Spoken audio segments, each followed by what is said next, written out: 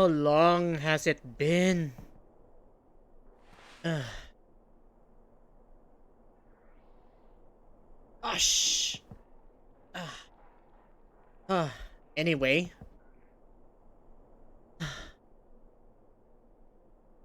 Been a while, has it? Hasn't it? I've been unwell past few weeks. The first half of it was physically unwell. I was coughing and sneezing. My throat was feeling worse than usual. So I made sure to rest. But during that entire rest period, not rest video, mine's on videos, sorry. I made sure to complete my playthrough of Pokemon Violet. Completed all of the 3 routes, fought the final boss, unlocked all of the post-game stuff. And normally I would have nothing to do left. I just have to wait for the next big thing. Or maybe do some Monster Hunter stuff in preparation for next month's DLC drop. But next month is also Fire Emblem Engage. So I don't know which one will come first. But either way, that's something to look forward to. But for Pokemon, I could probably shiny hunt.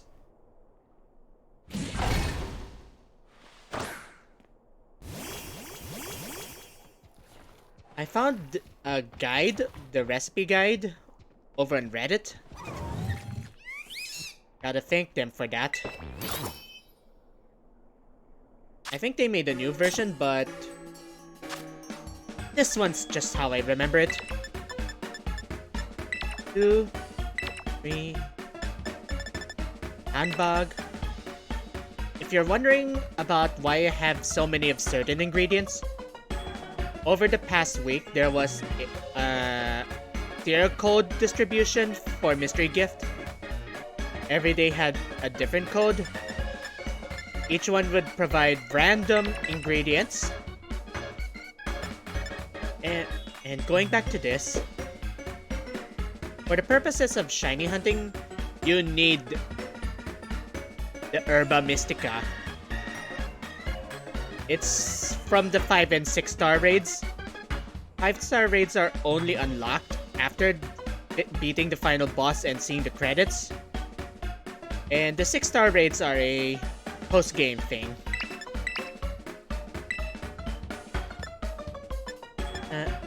Today I'm going for fire types.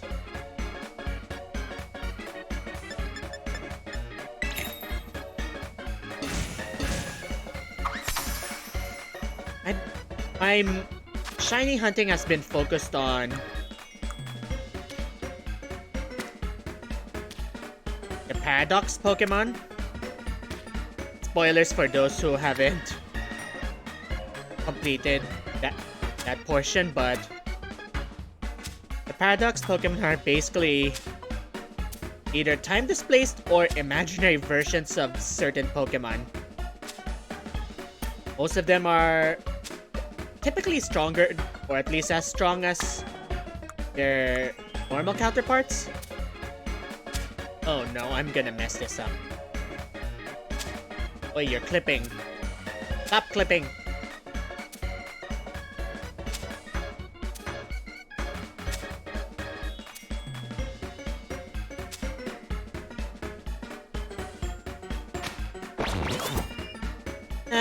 Better than the burger.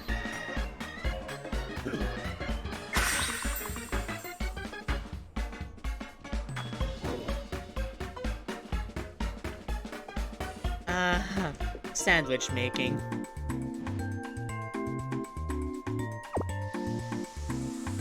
I quite like the game.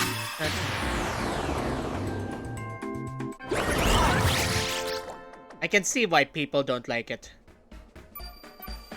the open-ended nature might be a bit too complicated for some people to handle.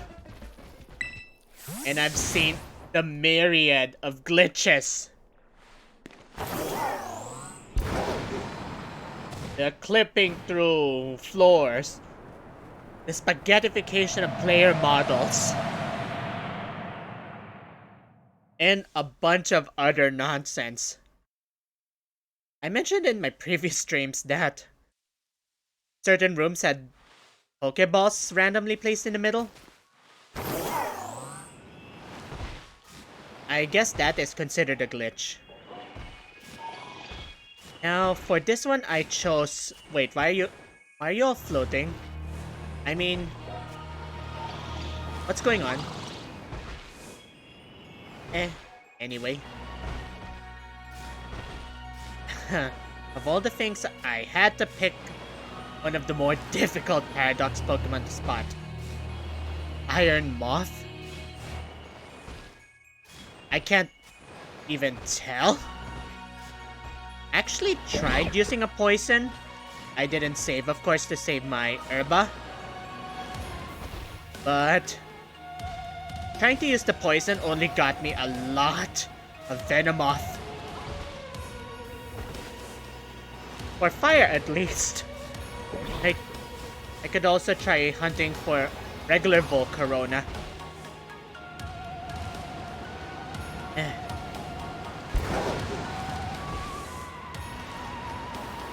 Oh, Area 0. This is spoiler territory. A massive ecosystem in the Paldea crater.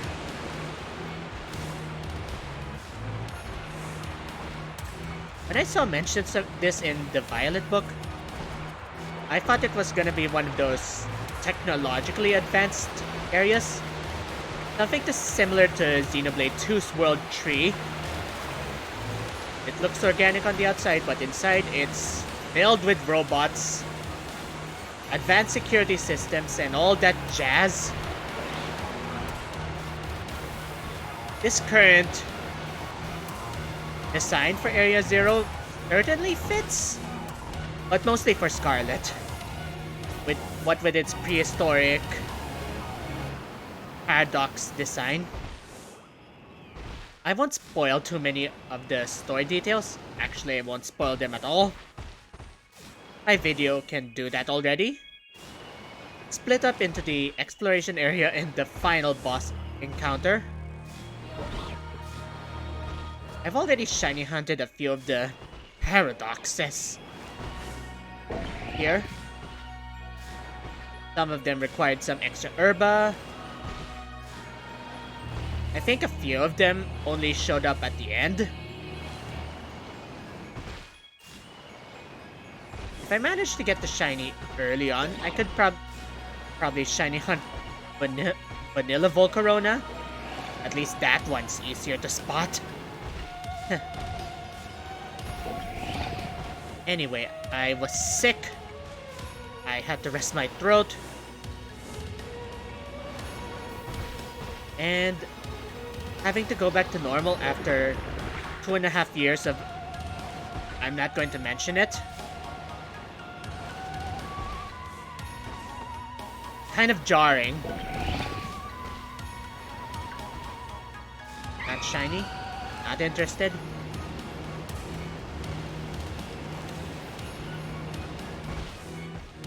I kinda agree that some of the shiny future Pokemon kind of ass. Iron Moth is actually the perfect example. I mean, you could have done some wacky color scheme with its wings. They're probably energy based, so you could have made it shine even more vivid color.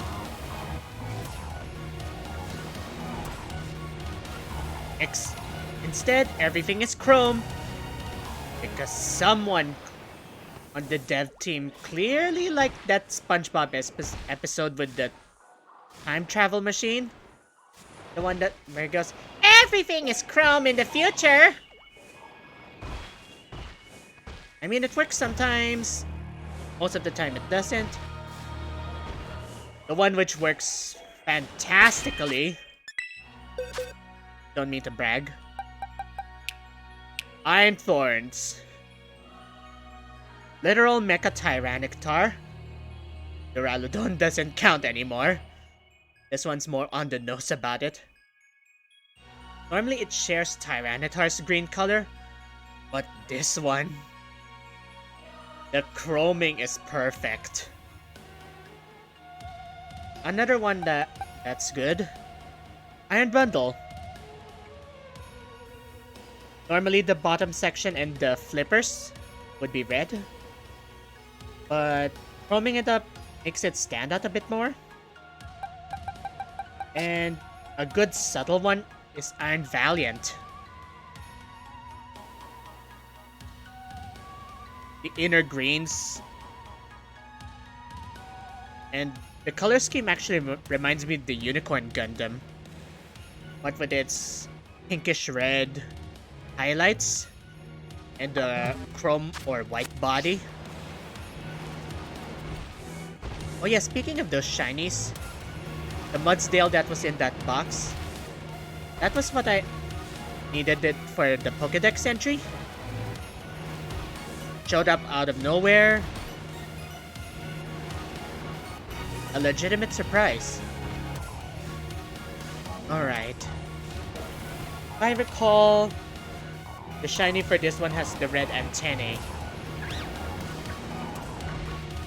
This is gonna be even more painful than Iron Hands, because I have to carefully look at each of the antennae. And with the lighting, it can be hard to judge.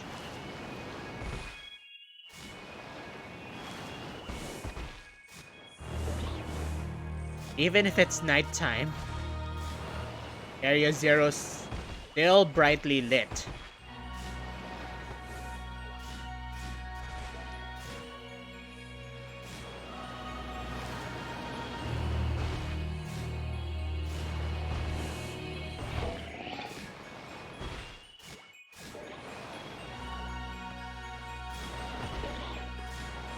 And the shadows won't help.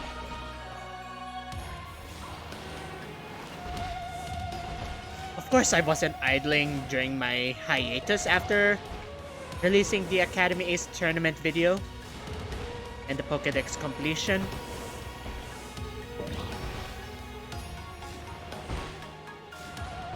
I was doing a lot of the raids.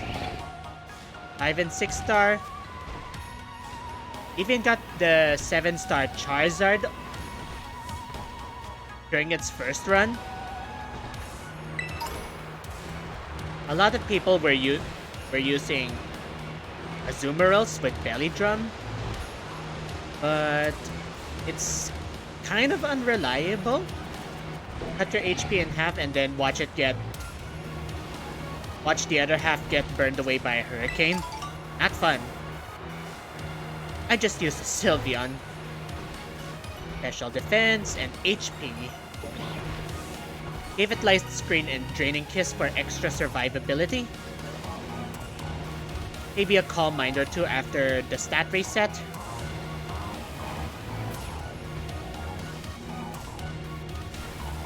Still no Iron Moths. At least I can focus on the Iron Moths.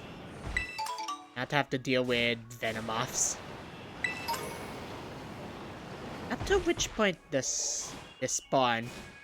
No, it spawns down here. And yes, the lighting's really off sometimes. Sometimes the lights flicker on and off. Especially around trees.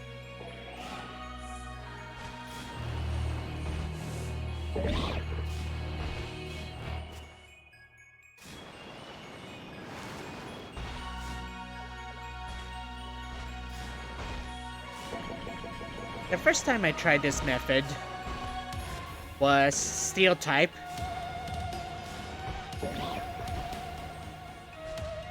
Got a shiny practically immediately. Wait. Eh, not shiny. Yeah, focusing on fire rather than poison was the better idea.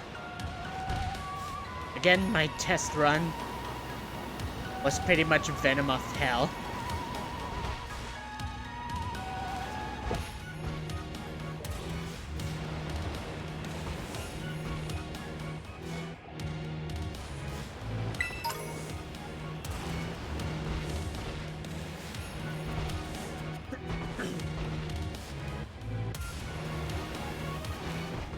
At this point, is where only regular Volcarona spawn now. But I'm going up. I'm looking for Iron Moths first.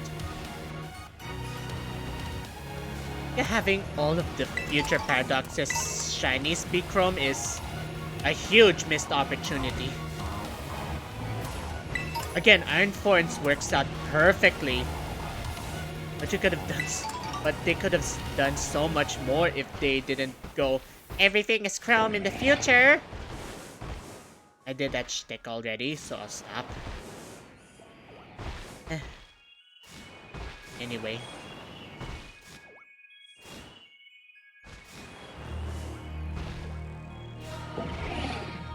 As far as subtle shiny changes go, at least it's not Garchomp level, where it barely changes.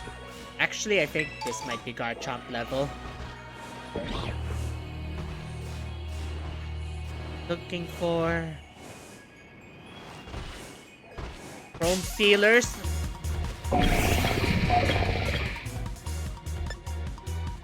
The difficult thing about finding the shiny is that its abdomen is blue, and in certain lighting, it looks like just like Chrome.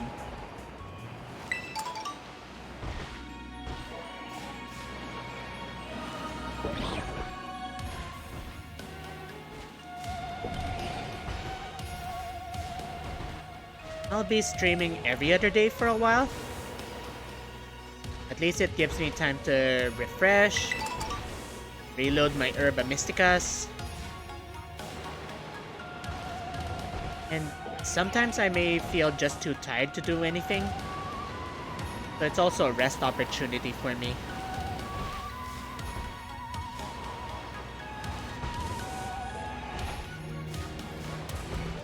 Are you? I kinda want to do Let's Go just so I can identify. Apparently, Let's Go doesn't allow KOing shinies, which is really convenient. I don't know if I've seen... These are the same ones I've seen before.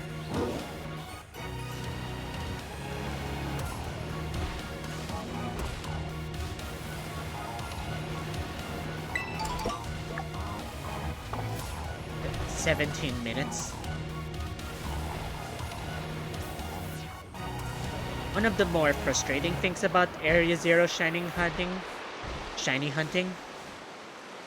you cannot set up a picnic here.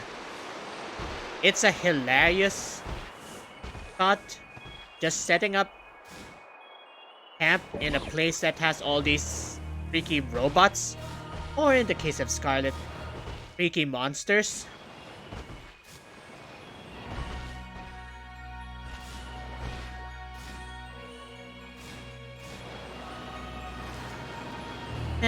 But it's not allowed. Photos are allowed up until the final chamber with the final boss. Probably a precaution to stop spoilering, but people spoiler all the time anyway. Sometimes I don't really care.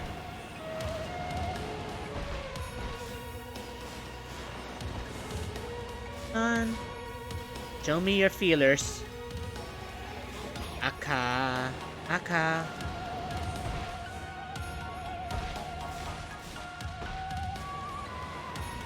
Why is it so hard?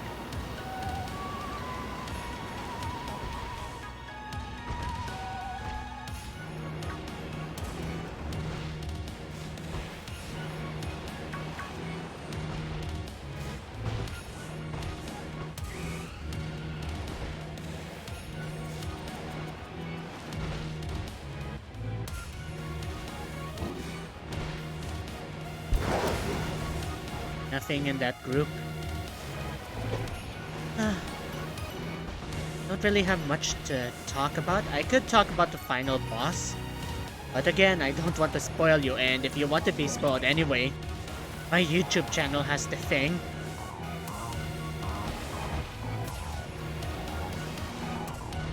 One of the best plot twists for a Pokemon game. Fantastic battle theme. And setup too.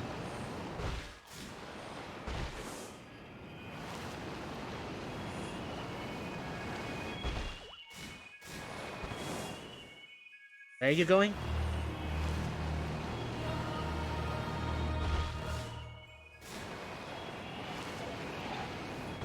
I have to be extra careful here. Again, the shiny is honestly crap.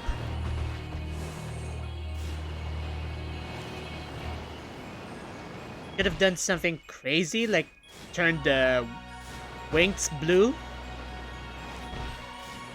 Or maybe golden. Just like vanilla Volcarona. That's a fantastic shiny. I have one in my Pokemon Shield game. Got it off a random raid from the online raid. In the DLC area. When I defeated it, I chucked that Master Ball at it. No questions asked. I'm not letting it escape.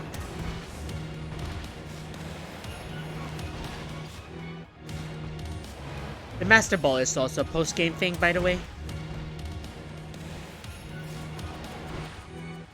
Almost immediately after the credits.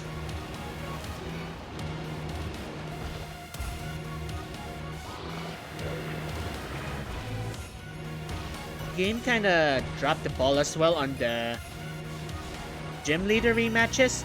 You only get to do it once, unlike with previous games where you could do it regularly. And this is the first time where the Elite Four Challenge and the Champion Battle can only be done once. Well, the Champion can be fought in that post-game tournament sometimes. It's random, I think. But that doesn't count. You're stuck with the Academy, the tournament's music.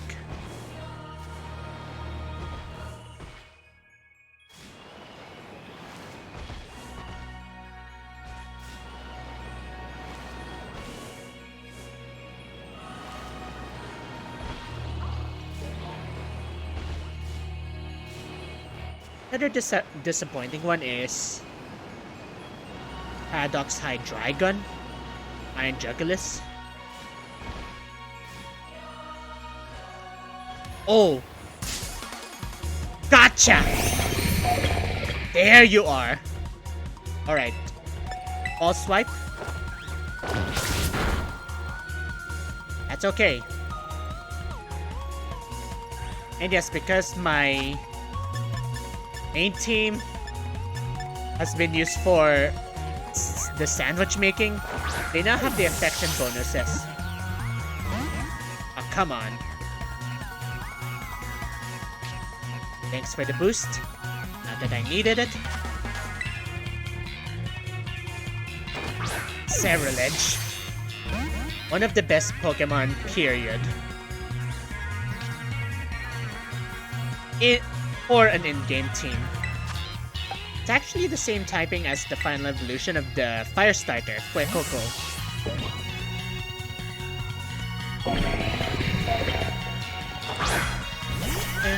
Thunder Wave.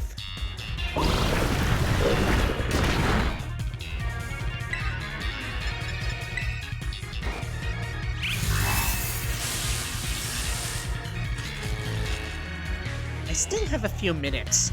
I wonder if I can still shiny hunt regular Volcarona.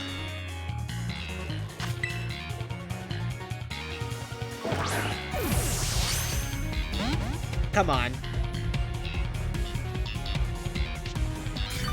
Thanks for healing me. Always appreciated.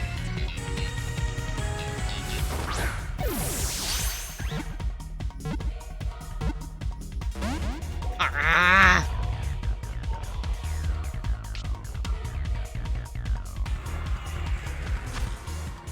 Fine then. You don't want to live comfortably.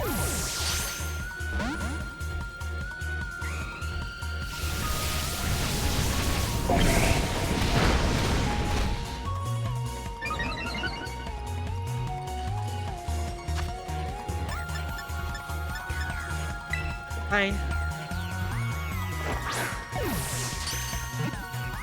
There's the critical. Timer balls are nice. One of the best things Pokemon could introduce. I'm saving. 9 minutes. Perfect.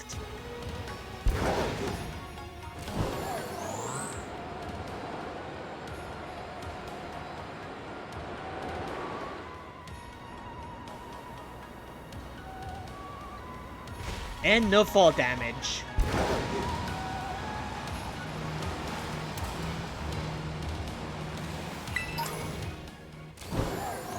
Area 0, besides its story context, is also a great place for farming stuff like the stat boosting berries, the mints, shiny stones and dust stones aplenty, so you could sell those.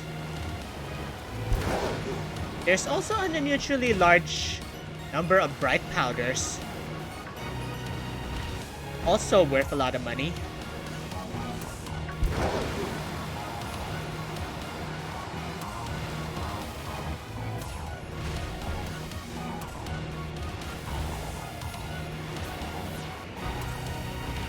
Volcarona is such a majestic Pokemon. I don't care about the Stealth Rock weakness. I love it. One of my top 5. Oh yeah, for those who are curious, going into this cavern after beating the game grants access to Iron Valiant and Violet. In Scarlet, it's Roaring Moon, which is basically a Mega Salamence on steroids. And took some notes from Hydreigon.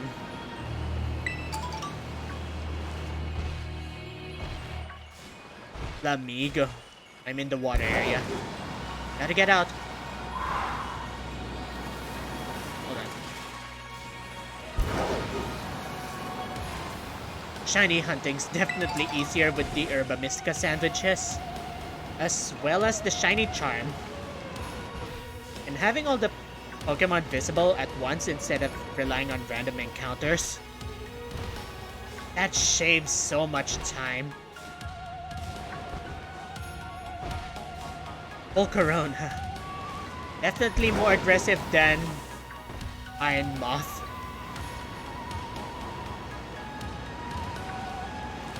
It also has the better shiny. Oh yeah, I also have a shiny Golduck that was here in Area 0. It's one of those subtle shinies. Not much changes. But unlike Iron Moth, the change is still apparent.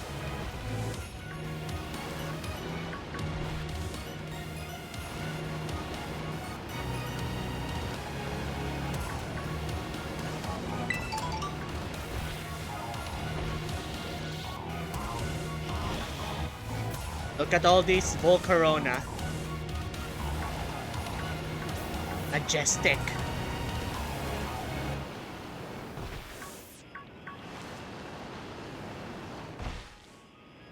Now then.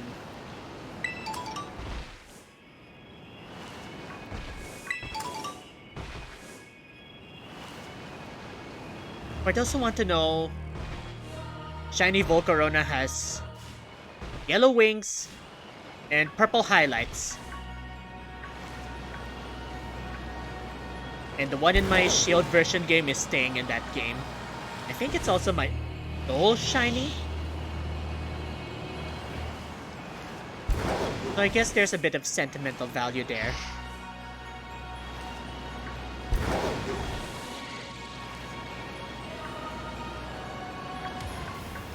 Again, the first shiny I caught with this method is sandwich hunting. It's a Bisharp. One of the best shinies. How the bright red becomes a really striking blue. And the silvers become golds. How appropriate. And the color theming carries over to King Gambit, its evolution. Really beautiful shiny. On the topic of shinies, another one that I got without the shiny charm or a boost whatsoever.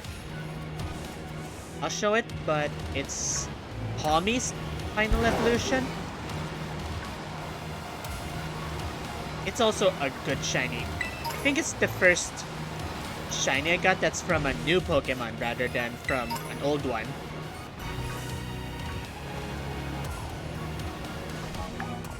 Four minutes? No problem.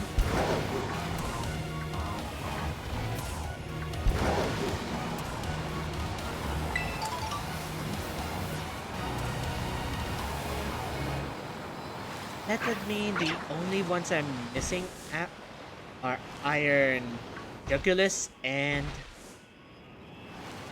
Iron Tread.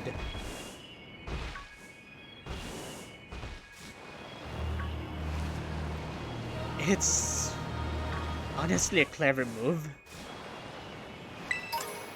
That a Paradox would be made available before the post-game.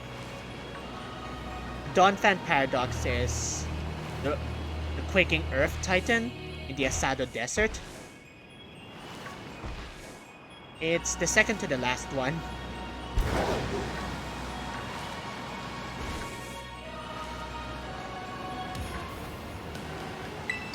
Scarlet gets a mammoth-themed one called Great Tusk, while Violet focuses more on the higher aspect and adds some transformation to boot. Iron Tread,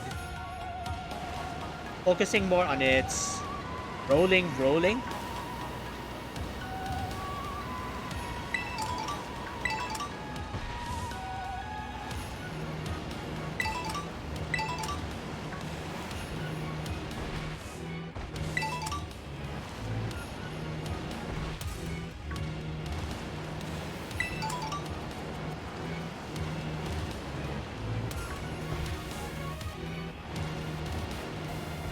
'Do you feel there are too many items scattered around in the overworld?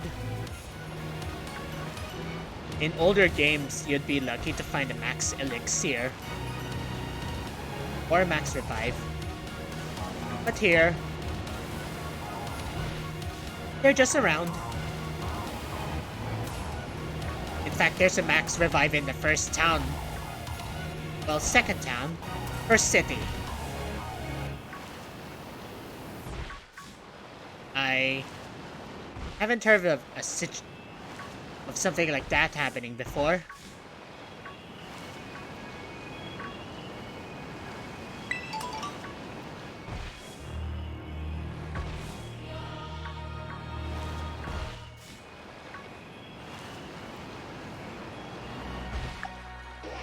Two minutes.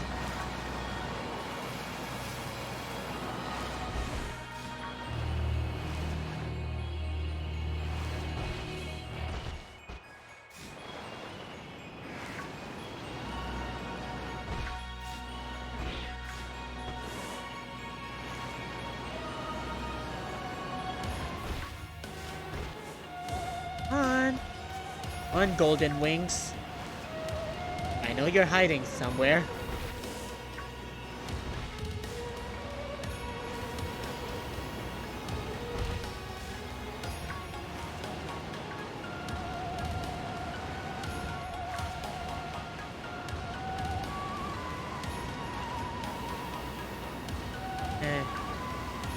On.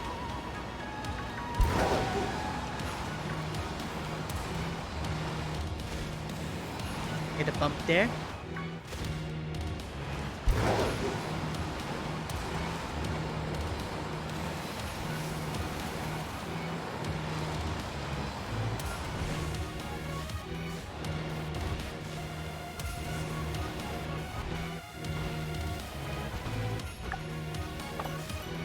half a minute.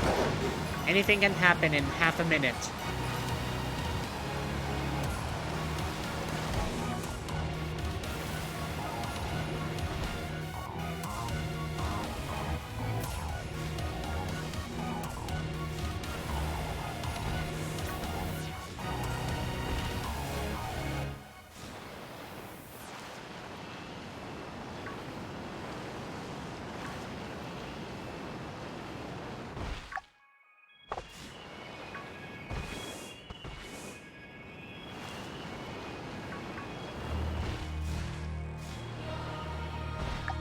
It's over.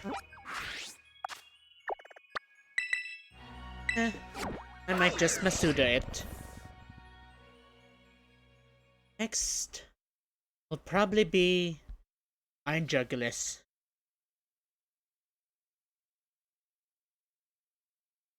Sandwich I need to make probably has to be flying type. If I go dark type, it's probably just gonna attract a lot of sneeze cells.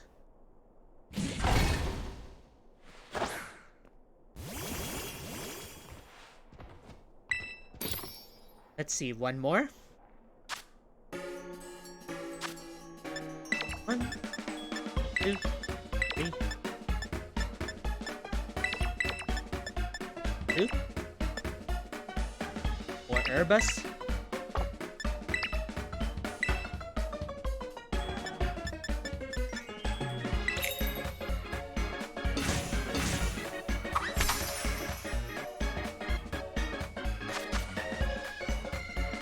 Oh yeah, among the other bits that can be customized is actually the picnic table. The table covering can be changed. Oh, this one's gonna be more balanced.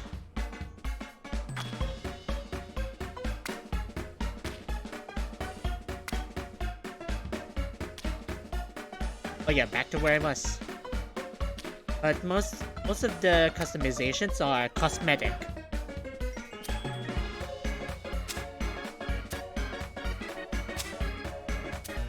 Ah, it's mismatched.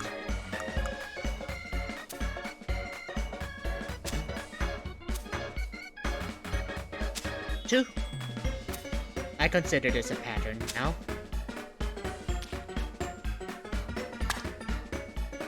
Just plop it on.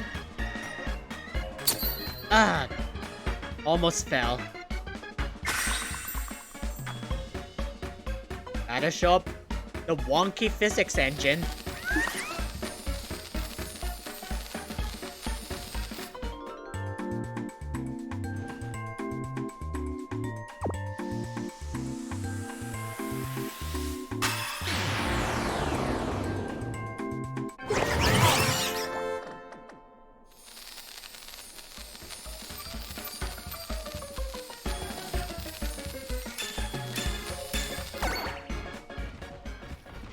So the best place for Jugulis, the big cavern. I don't know. I think it's the only flying type there.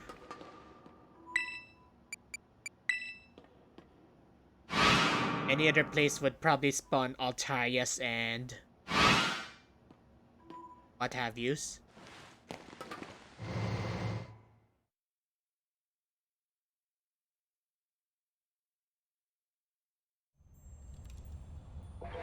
Alright. Iron Jugulis says black bits turn silver if it's shiny. Not too bad. But I also wish its LED faces change colors too. I mean blue's a fantastic color, but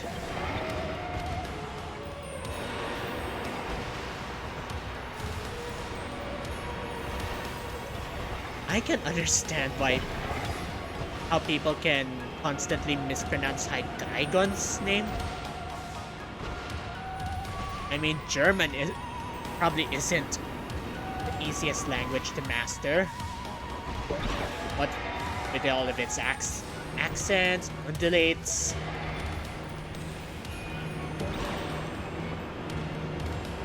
Still though, at least I can single out its type.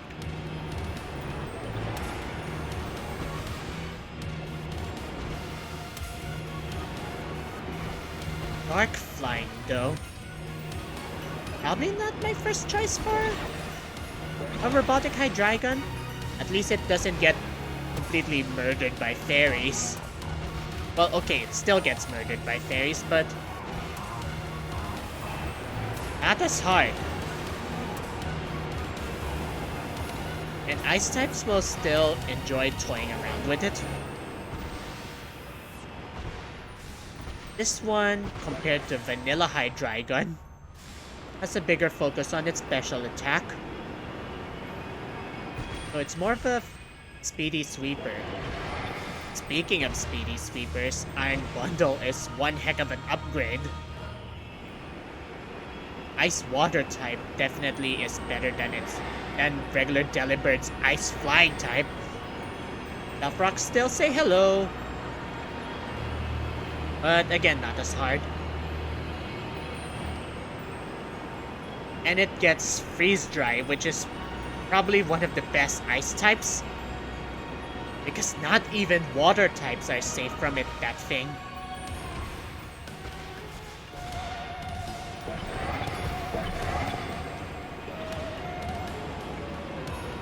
Again, at least I can isolate.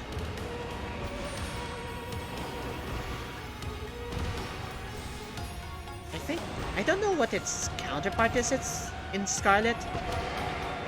I think it's Fluttermane.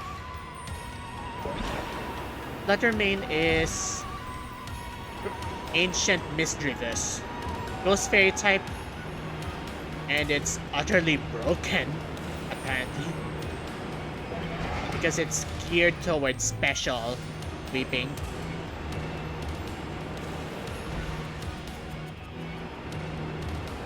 I mean, its physical stats and HP are garbage, but unless you're pulling something off like Bullet Punch or Shadow Sneak, 9 out of 10 times that thing will strike first and strike hard.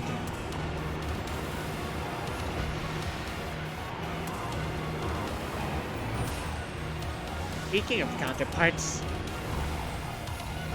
Iron Bundle's counterpart is called Screamtail.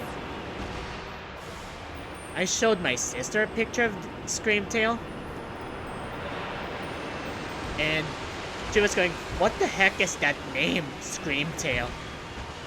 Oh, I saw something trapped in the wall. Are you? No, you are not. I've seen quite a few videos of shinies being stuck in the walls. What was that? Clipping? Eh. Everything clips to everything.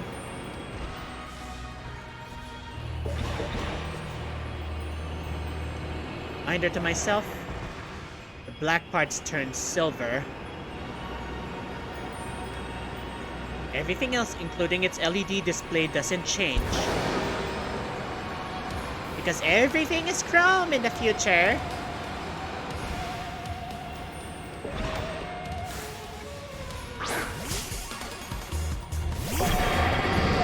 Nope. Not shiny either. Shame.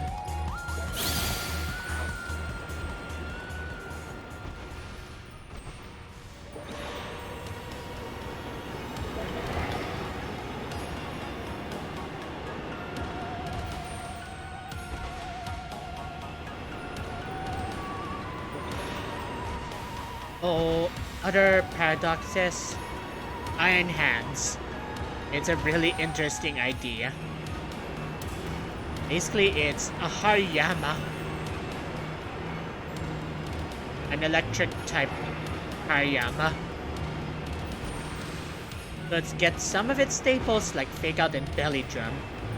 And it's unusually popular in the higher level raids. Simply because it gets belly drum and at the same time has the HP to actually survive a hit. It even has survived it. Hold on. Going into spoilers. Sorry. I might save it for another time. Now though. Jump.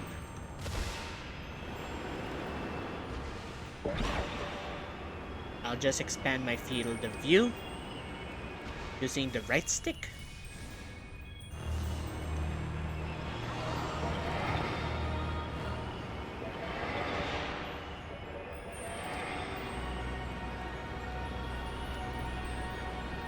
The other paradoxes that can be found in this deep cavern would be the Iron Bundle and the Paradox Dawn Fen.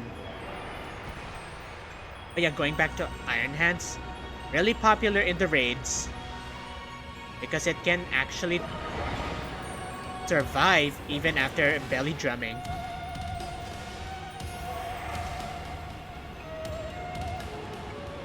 Its counterpart, story context, Brute Bonnet, Ancient Among Us.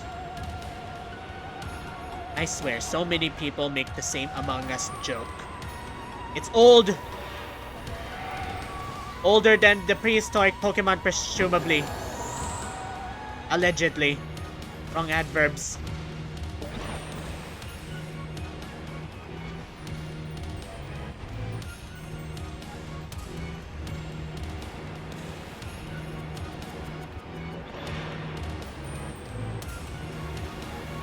Volcarona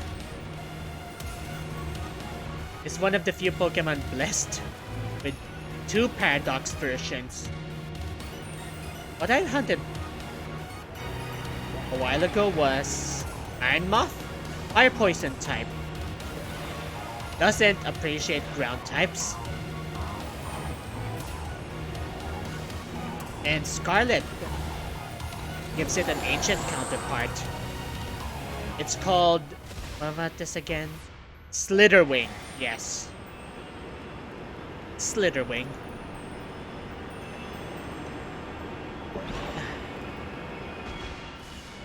Basically, a Volcarona that crawls on the ground, resembling more its evolved form Larvesta. Bug fighting type. Doesn't appreciate a Gale Wing's boosted, supported attack. But it's fairly bulky, I guess.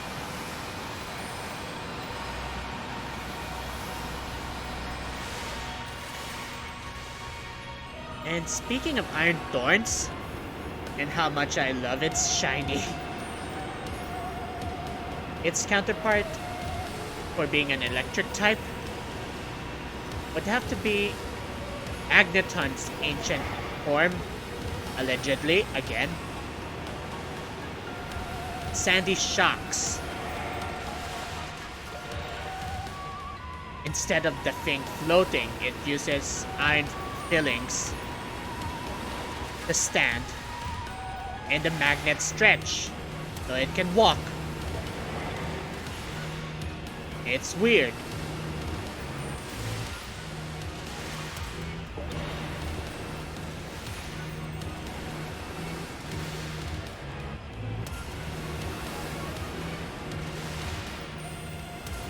And about these Paradox Pokemon, I'll actually spoil for once because it's not related to the final battle. Supposedly they were brought from the distant past or the ancient future by Redacted. But since they're referenced in that Scarlet or Violet book, that thing that's in the library,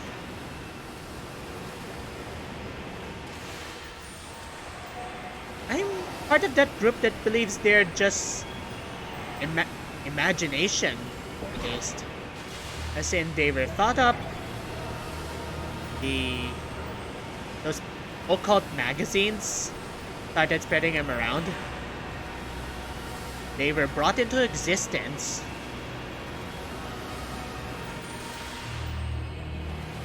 And somehow the Pokédex research community has to hide their existence. And preventing the Paradox Pokemon from causing an ecological disaster is the main reason the Great Crater was considered forbidden. But it's as forbidden as the Forbidden Forest in the Harry Potter games, in the Harry Potter franchise. Suppose it's in the name, but everyone just passes through it willy-willy.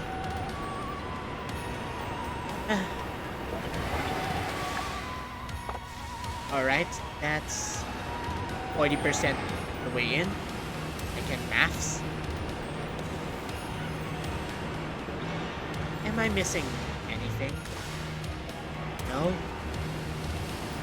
Alright.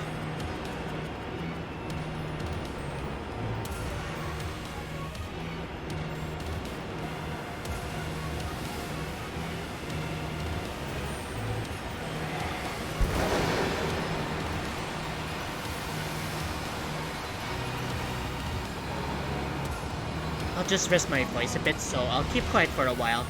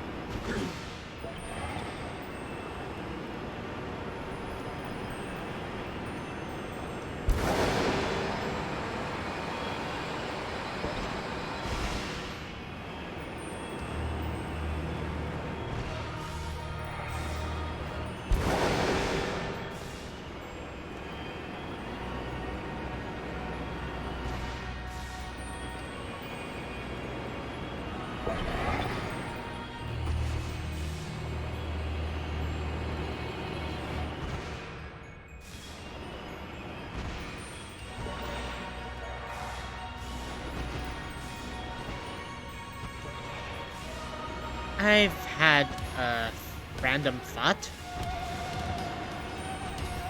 Why would Iron Jugulus still require flapping wings if it could just replace those with some kind of thruster instead.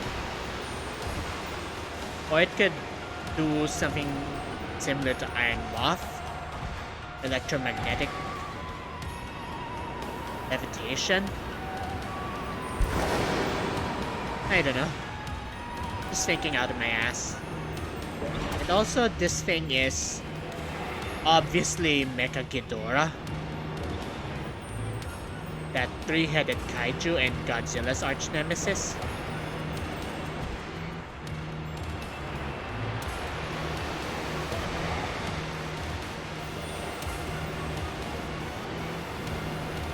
Which reminds me, this generation's pseudo-legendary, the Pokemon with incredibly high stats that's a late game thing, that one's also a Godzilla.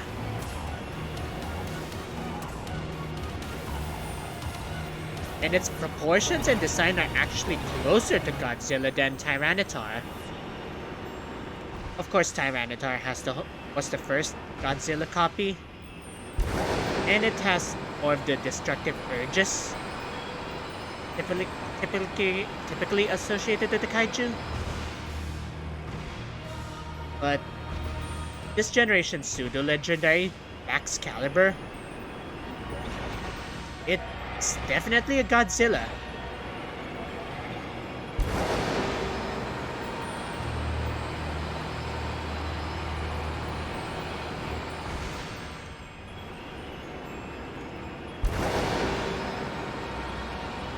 Most likely, I'll be ending my Pokemon streaming, at least before the DLC drops, by end of year. Next month's streaming projects will focus on Monster Hunter.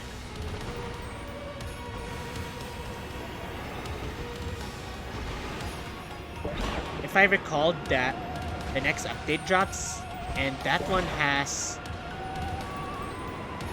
a new Elder Dragon battle being marketed. A lot of people are already theorizing if it's one of the returning monsters, if it's something from that over-the-top Frontier spin-off, or maybe it could be something completely new.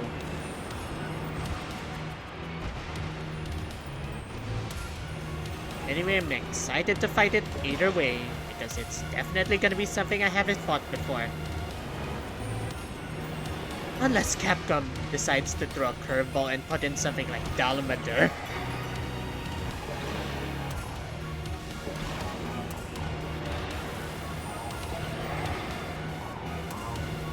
How hard is it to find silver anyway?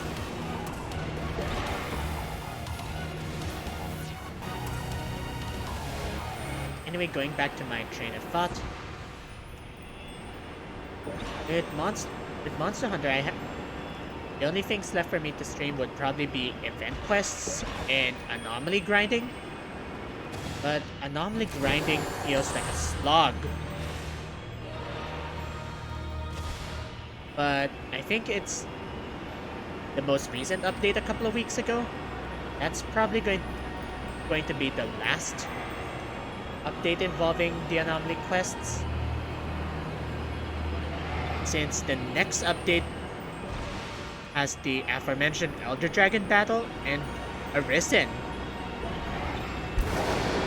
No mention of the anomaly.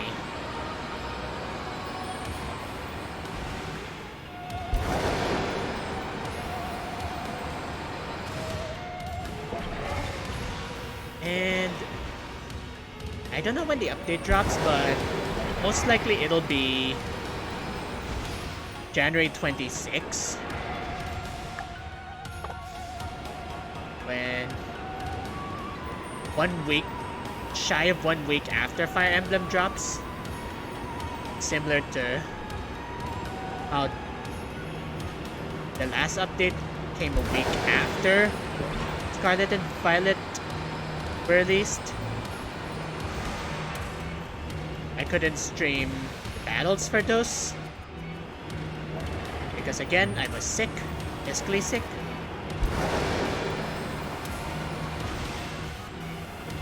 But I have videos of the featured battles.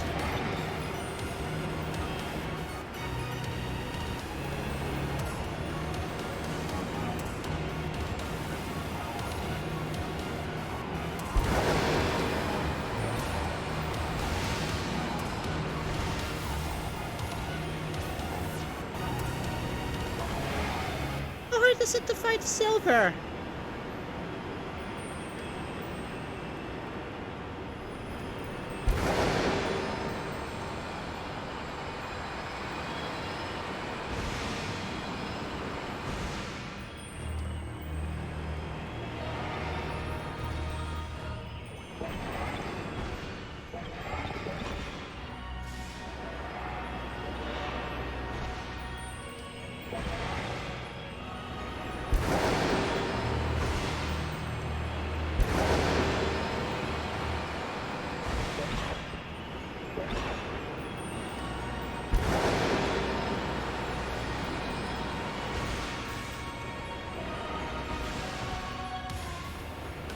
I thought I saw something.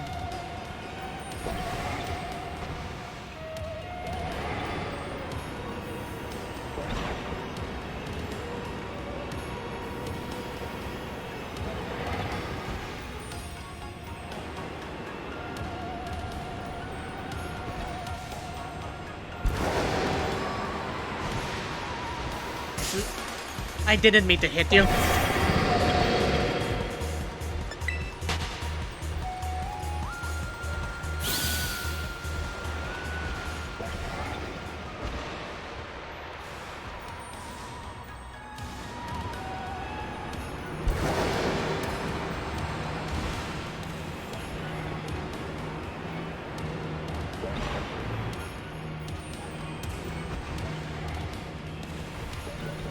As a concept, the whole idea of paradox Pokemon, kind of reminiscent of the Ultra Beasts plucked from a world outside of the known Pokemon world. They're unusually powerful. They share abilities which involve increasing their max stats, though the Paradox Pokemon's abilities are more like auras than anything. Aura, like Lucario's aura, not the Pokemon auras. Which has me thinking. Stuff like Quark Drive, Photosynthesis, those are the Paradox abilities, by the way. Oh, and King Gambit, Supreme Overlord. They technically don't count as stat boosts. They seem more like aura. So I wonder, if the legendary Pokemon Zygarde returns, how will it interact with Aura Break?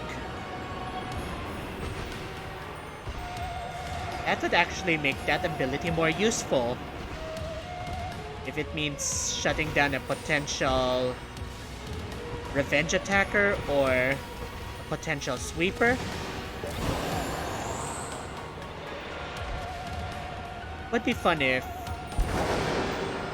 Aura Break actually interacted with those, instead of being severely limited to Xerneas and Yveltal.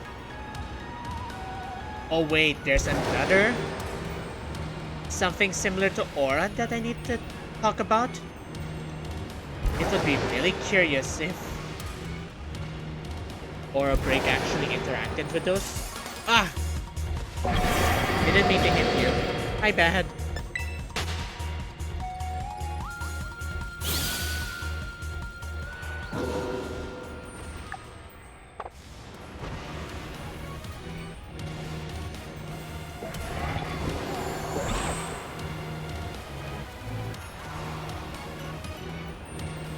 I'll talk about those once my sandwich runs out, or if I manage to get the shiny, whichever comes first.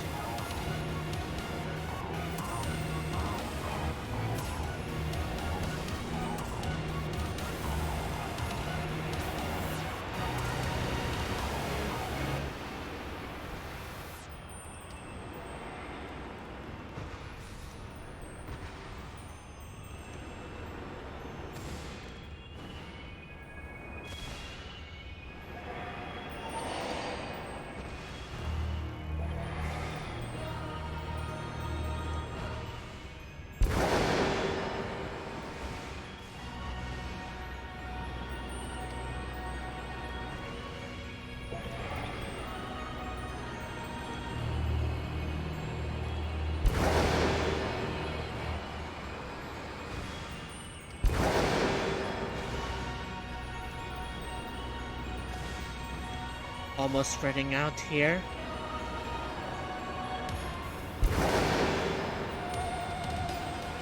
I got the Iron Valiant shiny at the last 2 minutes. Maybe literal last minute, too. But who knows? Maybe it'll show up here.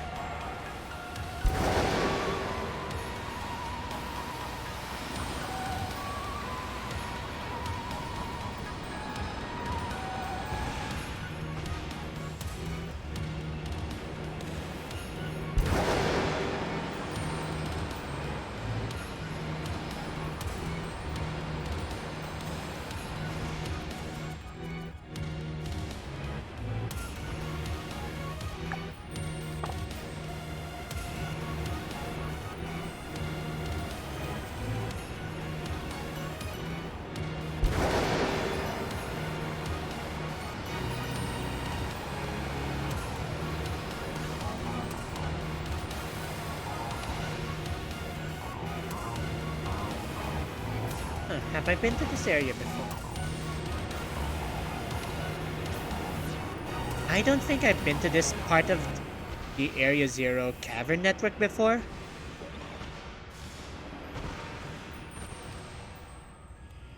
It's much of the same though.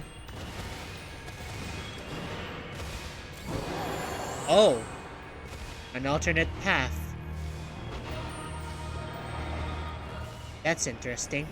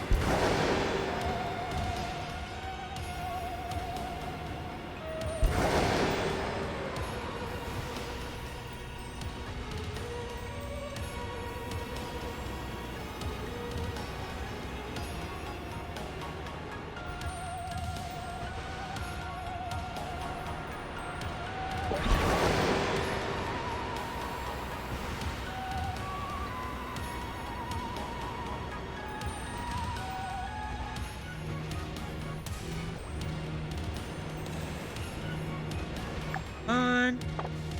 You don't have to be shy, Silver. You can come out now. It's no use.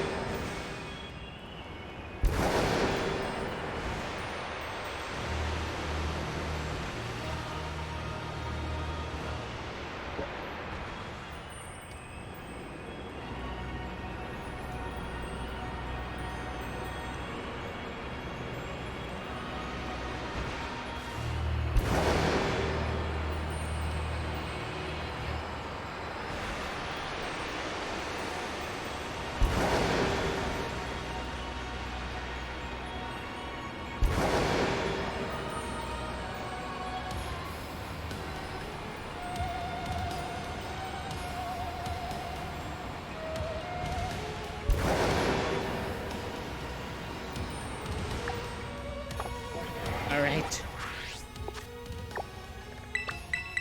Retreat. Alright. That was a failure. But going back to what I was gonna mention. I was talking about if Zygarde could potentially aura break stuff like photosynthesis and quark drive and Gambit Supreme Overlord. But something I was really curious about and forgot: the legendaries. Ochien, the Ruinous Tablets, Bringers of Pestilence, Chien Pao, the Ruinous Sword, Harbinger of War, Ting Lu, the Ruinous Vessel, the Famine Bringer, and Chiyu, the Ruinous Beads, Blazing Death. I have videos of each battle on my YouTube channel, and I wrote some particularly prose-laden descriptions for them. Kinda liked how it went, especially for Chin Pao. That one kinda writes itself, being an icy blade. Now going back to where I was. Their abilities kind of are basically auras. Tablets of Ruin lowers special attack. The Sword of Ruin lowers defense. The Vessel lowers physical attack. And the Beads, special defense.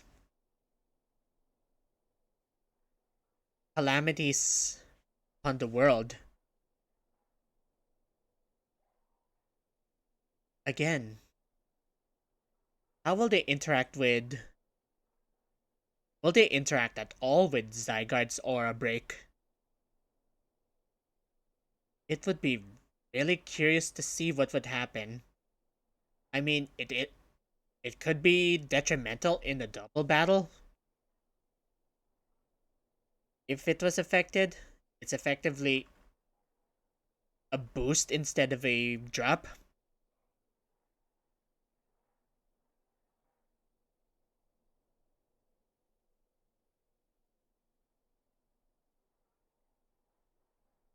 We'll see. I don't know if Zygarde's gonna show up in any of the DLCs. And speaking of the DLC,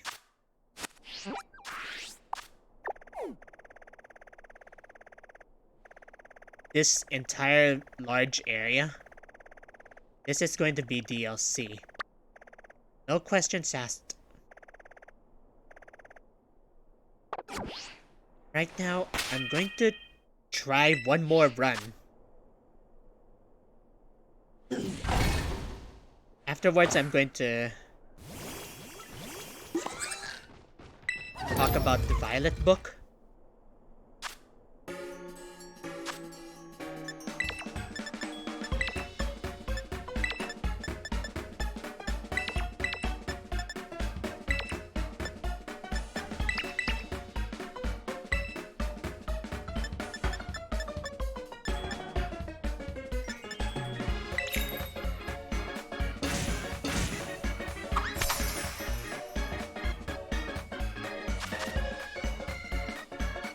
Give me a while. I'll focus on this first.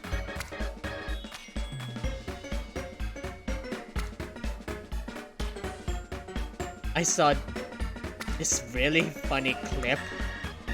I still can't stop laughing about it. But basically, some Japanese dudes were making one of the extra long sandwiches that you can make when you're in a union circle. And apparently the game glitched out. And the guy was so holding the bread instead of the ingredient. And it fell perpendicular to the sandwich. And then near the end, the top part of the bread failed to appear because it was already there. One of the funniest glitches. the one I've heard. Although, in terms of glitches, the one I've heard so much about.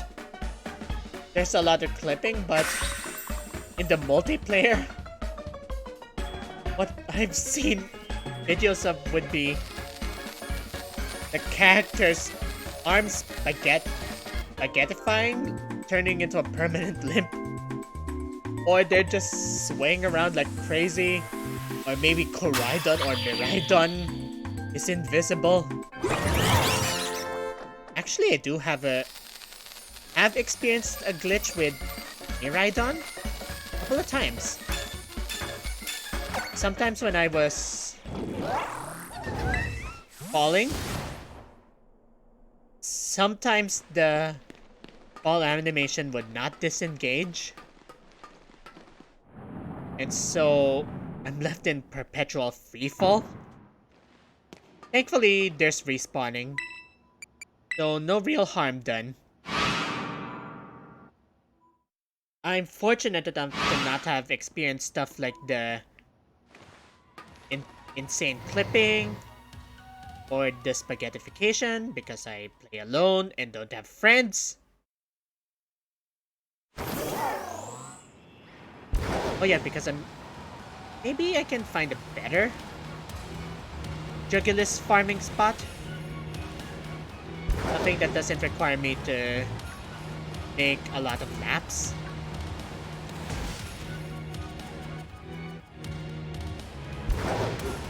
Yeah. Same cave as the Iron Valiant. Wait, what's Apollo doing here? Wait, what?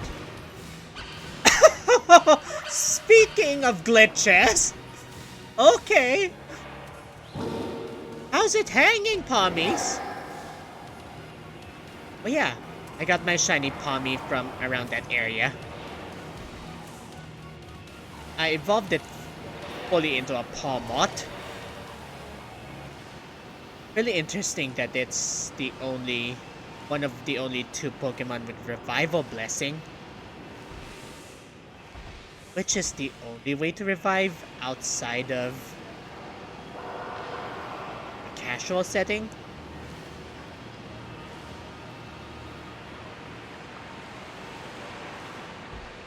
In the main game, I don't think it's necessary because it's basically just using a revive, obviously.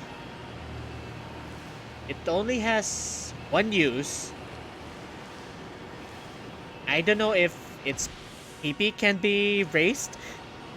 Probably can't because it would make things unbalanced.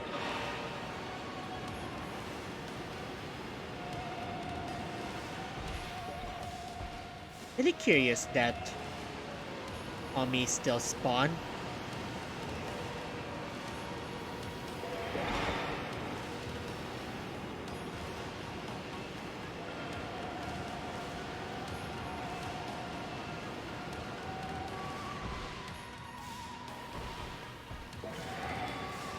And there's an Espion too. Weird.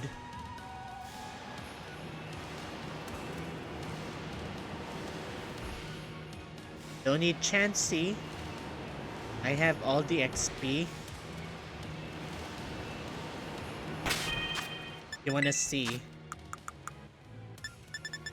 Yeah. Don't need Chanseys right now.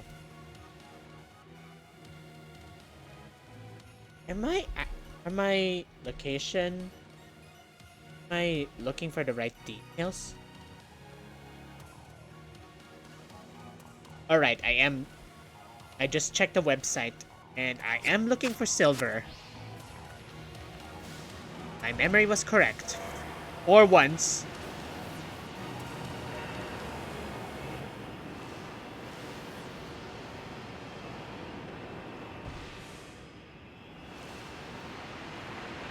Of the future paradoxes, I'd have to say Iron Valiant is my favorite.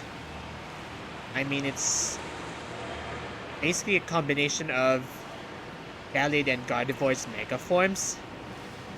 The Fighting Fairy is an offensive powerhouse.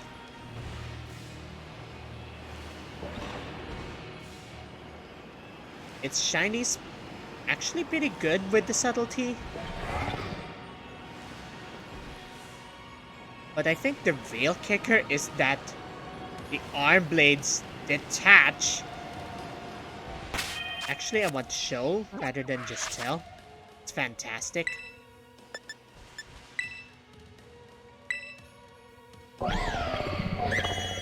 Oh, there it is. The arm blades detach and turn into a double-ended staff.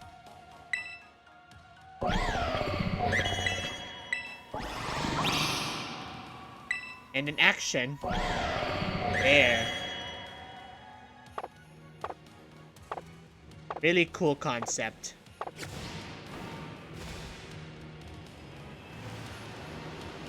And its counterpart is Roaring Moon, as I mentioned. It's basically ancient mega salamence.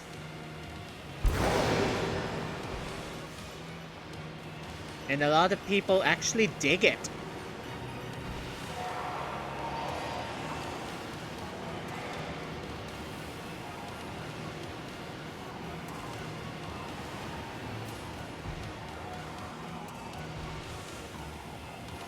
I don't mind that it flies, but would it be more interesting if its wings were more like a glider?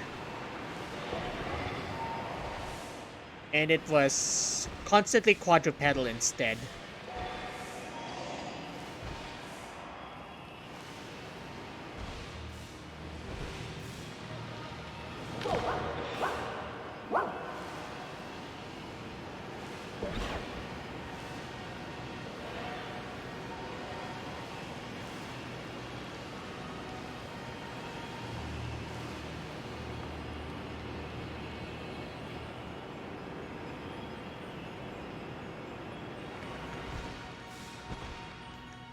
Hello, floating pommies. Oh, Corviknight.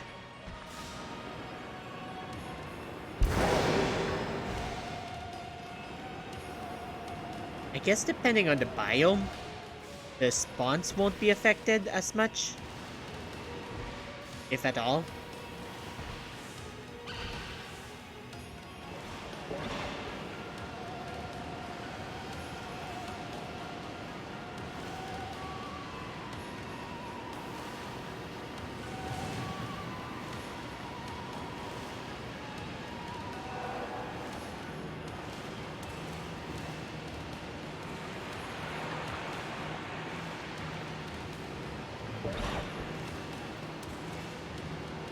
I'm sorry if I've run out of things to say, but I actually don't have much to say now.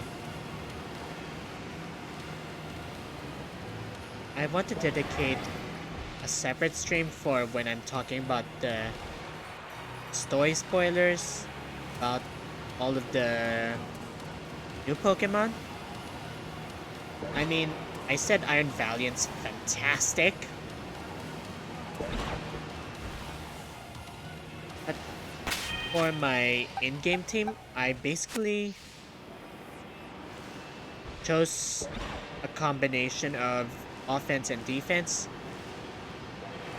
I couldn't help with the double weakness to ice, but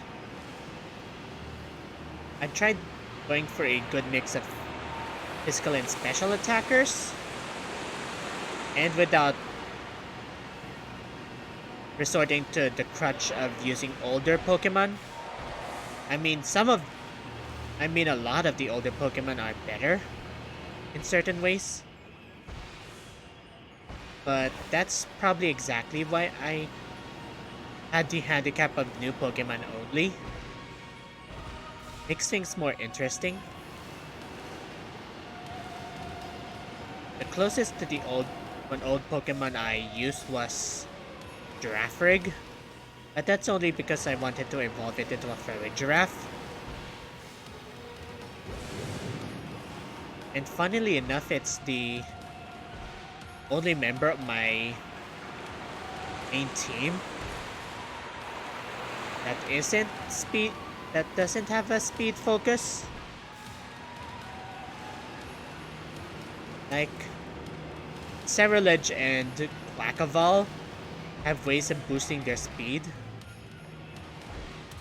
Kilowattrel is really fast, so is Toadscruel. Tinkaton is surprisingly fast.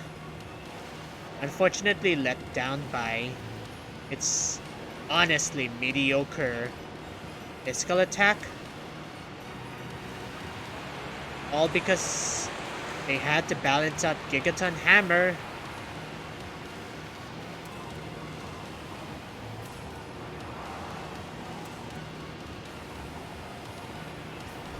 But again, one at a time.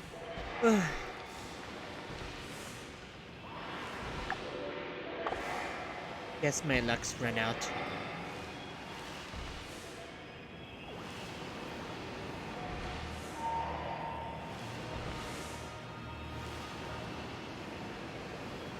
Probably has always run out from the beginning.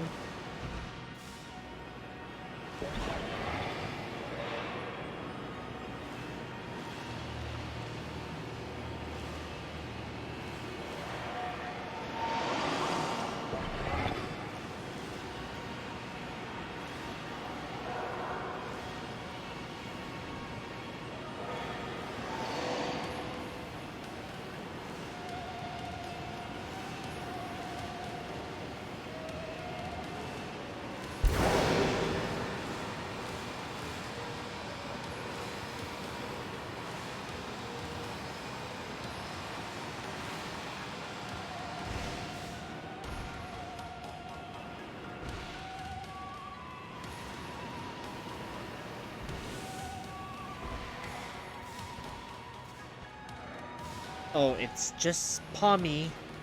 I thought there was something unusual behind that Jugulis.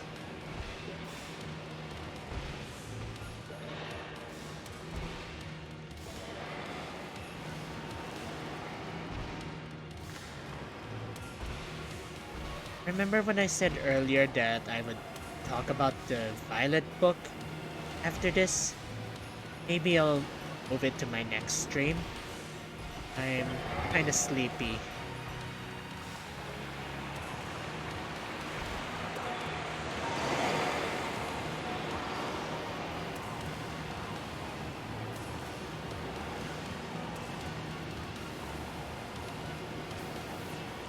And real life is dragging me away from streaming every day.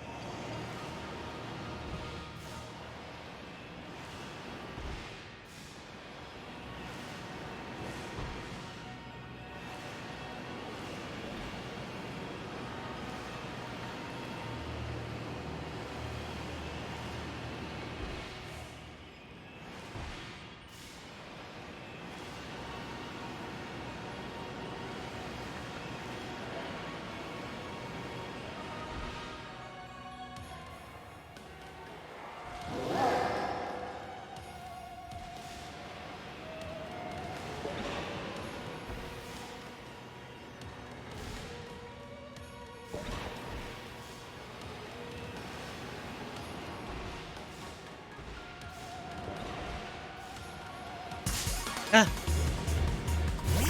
My mistake.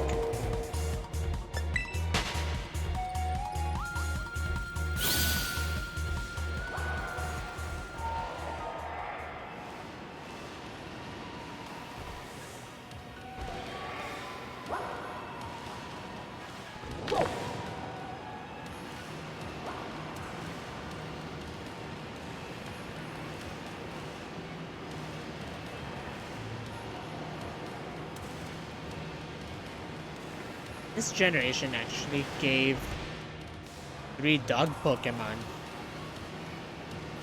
I mean, there's usually a cat and a dog, but having 3 dogs, that's not expected, for lack of a better word.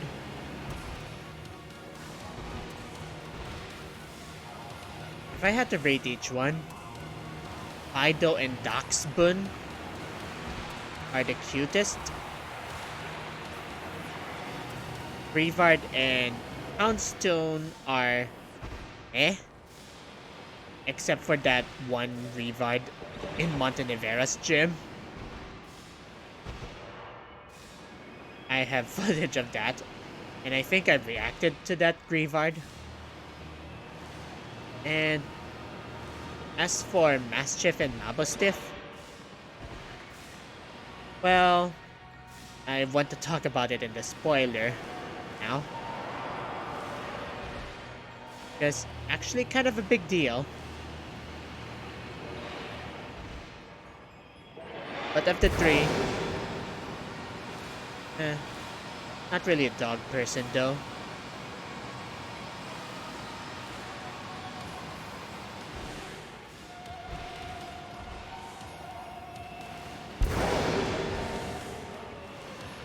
I am amazed that some people can talk for hours without running out of things to say.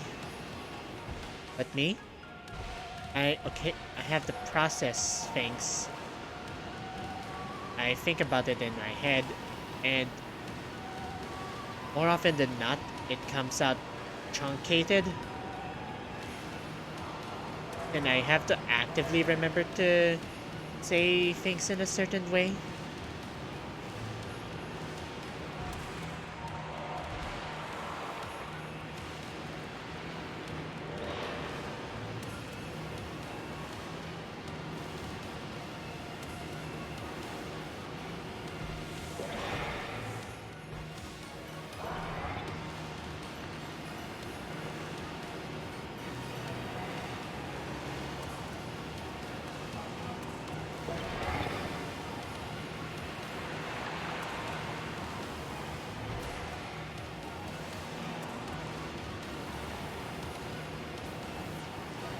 As I mentioned earlier, I won't be streaming tomorrow. Instead, I'm gonna focus on getting more Herba Mystica.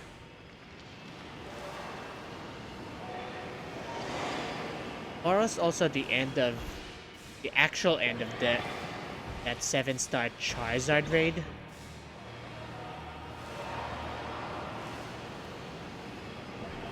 As far as I'm concerned now, the second run is mainly for Air Shard farming, calcium farming, chances at ability capsules and patches.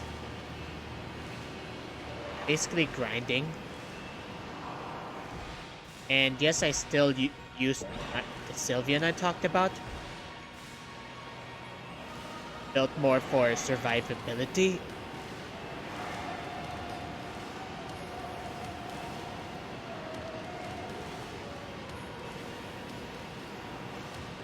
I was considering using a Doxbun because of its ability completely negating fire. But I don't think its special defense could handle hurricanes. And not to mention, the well-baked body only increases its defense, which isn't the stat to increase during that 7-star Charizard.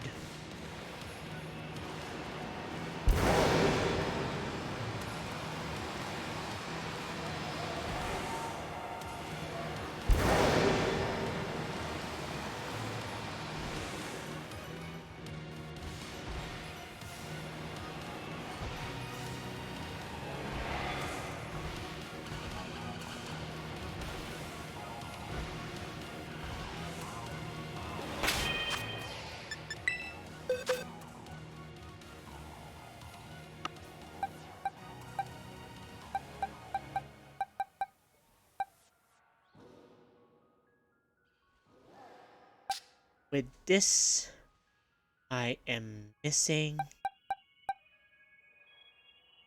Iron Treads and Jugulis. Thing with Treads, it's one of those subtle and bad shinies. Only the black parts of its tread turn chrome. So it's another one that's gonna be really difficult to spot.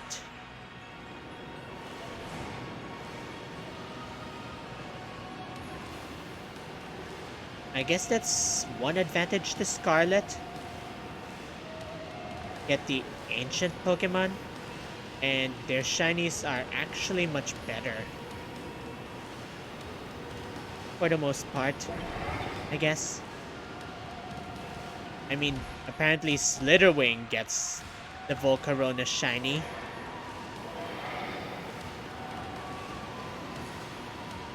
Golden Wings.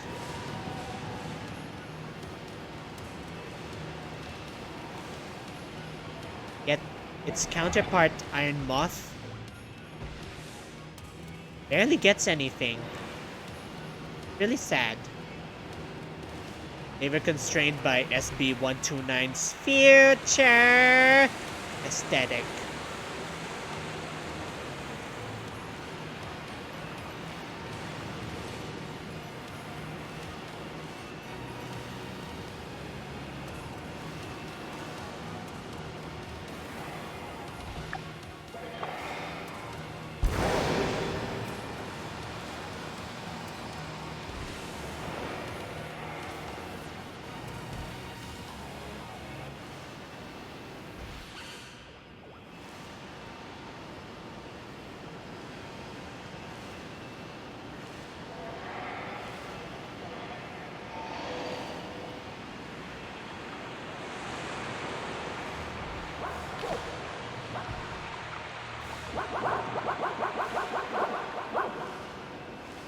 That's a lot of Grievards.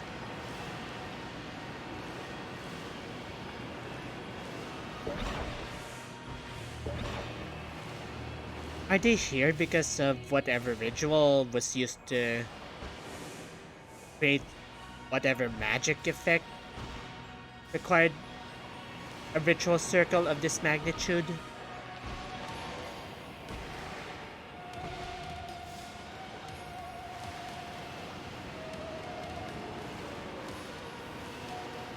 That's a whole nother can of worms. And there are already people talking about the symbolisms, the motifs found in Area Zero.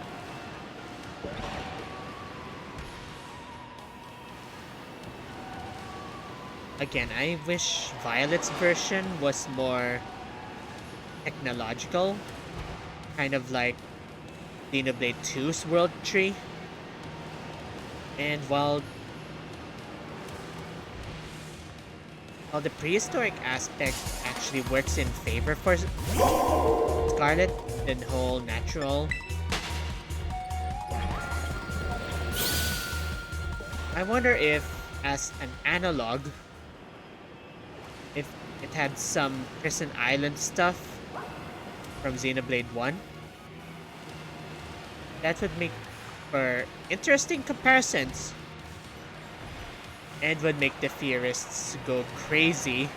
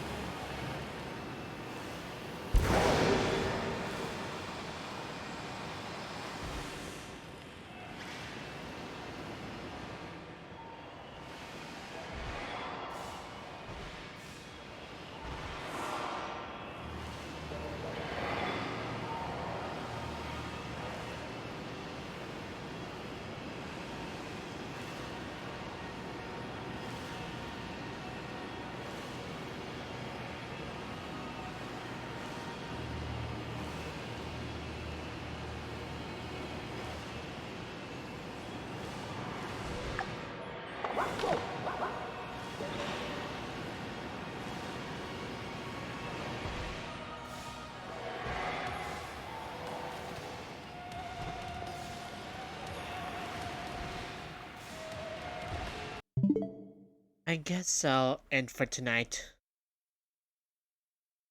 I'll just let you know if I actually get a shiny Jugless off stream, not off screen. I'm running out of words. Anyway, I'm back.